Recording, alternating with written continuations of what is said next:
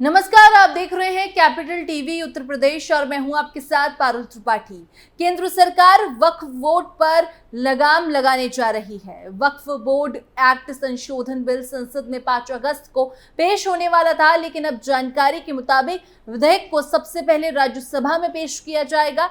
कयास लगाए जा रहे हैं कि इसी हफ्ते विधेयक के राज्यसभा में पेश कर दिया जाएगा। इसी के साथ आपको बता दें कि बीते कुछ सालों में वक्फ बोर्ड से जुड़ी खबरों की बाढ़ सी आ गई थी। मामला अदालत की चौखट से निकलकर लोकतंत्र के मंदिर यानी संसद पहुंच गया। हर सिक्के के दो पहलू होते हैं। एक ओर वक्फ बोर्ड की मनमानियों के चर्चे हैं, दूसरी ओर इसके पैरोकार संशोधन होने पर आर पार की चेतावनी दे रहे हैं। कुछ कट्टरपंथी तो इतना भड़क गए कि मानो ईंट से ईंट बजा देने की धमकी भी दे रहे हैं। ऐसे में आइए आपको बताते हैं कि वक्फ प्रॉपर्टी क्या होती है और सरकार अपने बिल में ऐसा क्या संशोधन करने जा रही है कि बवाल मचा हुआ है। और साथ ही ये भी बताएंगे कि वक्फ बोर्ड के पास कितनी जमीन है और कैसे 13 साल में ही दोगुनी हो गई है संपत्ति। तो चलिए शुरू करते हैं। वक्फ बोर्ड का बिगड़ा वक्त।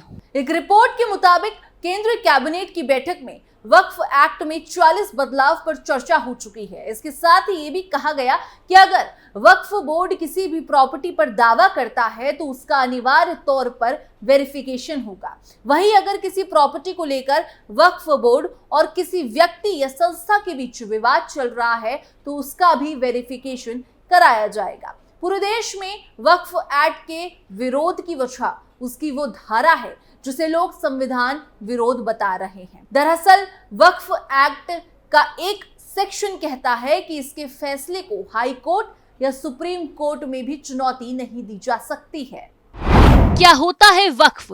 वक्फ प्रॉपर्टी। वक्फ की बात करें तो ये अरबी भाषा का शब्द है। कोई भी मुसलमान अपनी जमीन, मकान या कोई भी कीमती चीज वक्फ को दान कर सकता है। यही वक्फ प्रॉपर्टी बन जाती है। आगे वक्फ प्रॉपर्टी की देखभाल और मेंटेनेंस की जिम्मेदारी स्थानीय स्तर से लेकर राष्ट्रीय स्तर तक वक्फ बोर्ड से जुड़े लोगों की होती है। देश के पहले पीएम नेहरू ने 1954 में वक्फ एक्ट बनाया। 1995 में नए कानून से हर राज्य में वक्फ बोर्ड बनाने की अनुमति मिली थी। आज उत्तर प्रदेश से लेकर तमिलनाडु तक करीब 30 वक्फ बोर्ड है।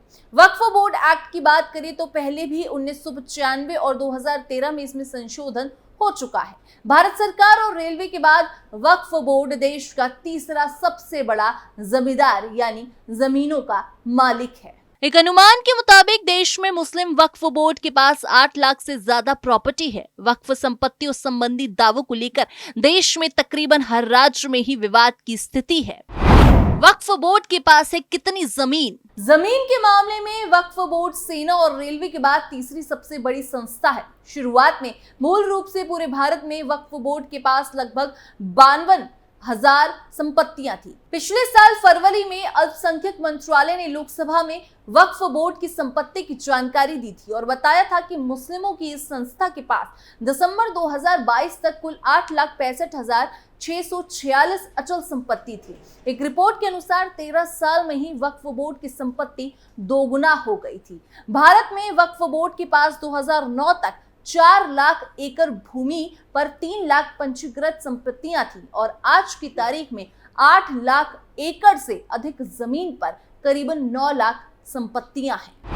सरकार क्यों कर रही संशोधन? दरअसल वक्फ बोर्ड को अभी अधिकार दिया गया है कि वो किसी भी संपत्ति की जांच कर सकता है और अगर किसी संपत्ति पर अपना दावा कर दे तो इसे पलटना मुश्किल हो जाता है। वक्फ एक्ट के सेक्शन 85 में कहा गया है कि बोर्ड के फैसले को सुप्रीम कोर्ट या हाई कोर्ट में चुनौती भी नहीं दी जा सकती है। इस प्रस्तावित संशोधन का प्रमुख उद्देश्य वक्फ बोर्ड की शक्तियों और उनके द्वारा संपत्तियों के वर्गीकरण को नियंत्रित करना है।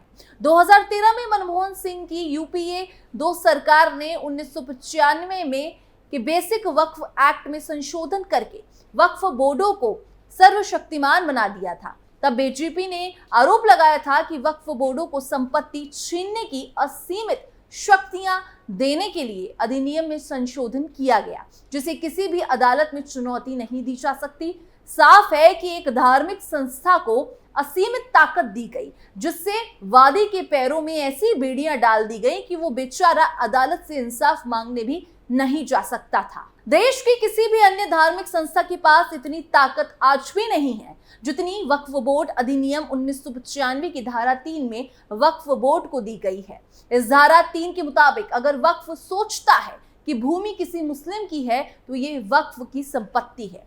वक्फ को इस बारे में कोई सबूत देने की जरूरत नहीं कि उन्हें क्यों लगता है और क्यों लगता है जमीन उनके स्वामित्व में आ जाती है। सरकार का कहना है कि संशोधन के बाद बोर्ड किसी भी जमीन पर गलत दावा नहीं कर पाएगा, इसीलिए भविष्य में शायद ही जमीन विवाद से जुड़ा ऐसा कोई मामला सामने आएगा। कुछ मौलाना इसी बात का विरोध कर रहे हैं कि उनके धार्मिक मसलों में दखल देने का हक किसी को नहीं है। मुस्लिमों की रहनुमाई का दावा करने वाले असदुद्दीन ओवैसी और कुछ मौलानाओं के साथ साथ मुस्लिम पर्सनल लॉ बोर्ड के लोग भी वक्फ बोर्ड एक्ट में संशोधन की खबर सुनकर खफा हो गए हैं। देश भर की सुर्खियों में रहे चर्चित मामले। आरोप है कि वक्फ बोर्ड गलत तरीके से दूसरों की संपत्ति पर दावा जता देता है। ऐसे में जमीन के असली मालिक से सिर के ऊपर से छत हट जाती है और वो बेघर हो जाता है। संशोधन की बात इसलिए हो रही है क्योंकि वक्फ को लेकर बने कुछ कानून भी अब सवालिये के घेरे में आ चुके हैं। बीते साल फरवरी 2023 में अल्पसंख्यक मामलों से जुड़े मंत्रालय ने लोकसभा में बयान दिया था कि मुस्लिमों की संस्था वक्फ बोर्ड के पास दिसंबर 2022 तक कुल 8,65,646 अचल संपत्ति थी।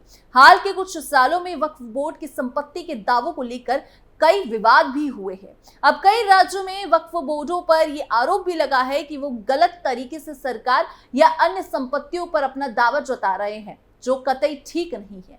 ऐसे ही कई मामलों की सुनवाई अदालतों में चल रही है। सोमवार 5 अगस्त को यूपी मदरसा एक्ट को असंवैधानिक घोषित करने के इलाहाबाद हाईकोर्ट के फैसले के खिलाफ सुप्रीम कोर्ट में दायर याचिका पर सुनवाई टल गई। यह याचिका अब अगले हफ्ते सुनी जाएगी।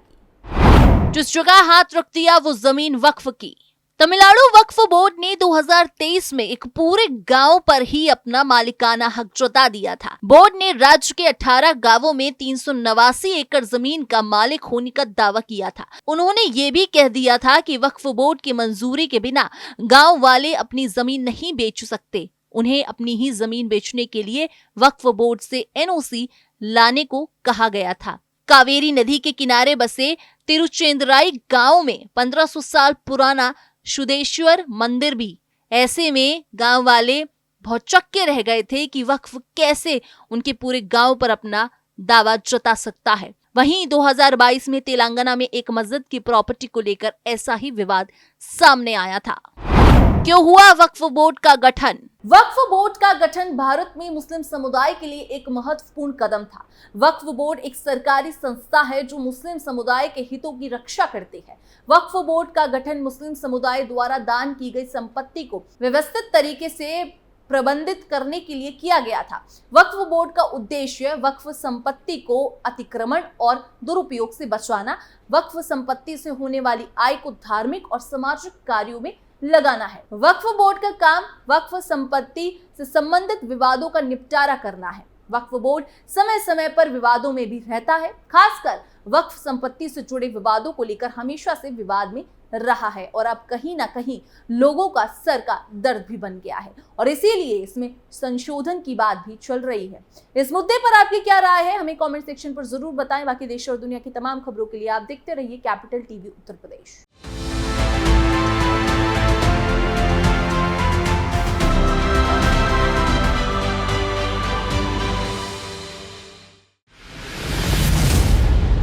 मैं राजनीति करता नहीं, पर राजनीति को बहुत गहरे तक समझता हूं।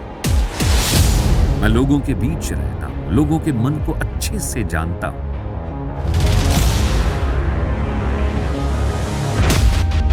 पब्लिक और पॉलिटिक्स की हर नब्ज को खूब पहचानता हूं।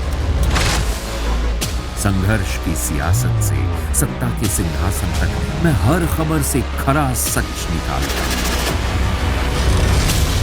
ना कोई दौड़, ना कोई race. Capital TV, Uttar Pradesh.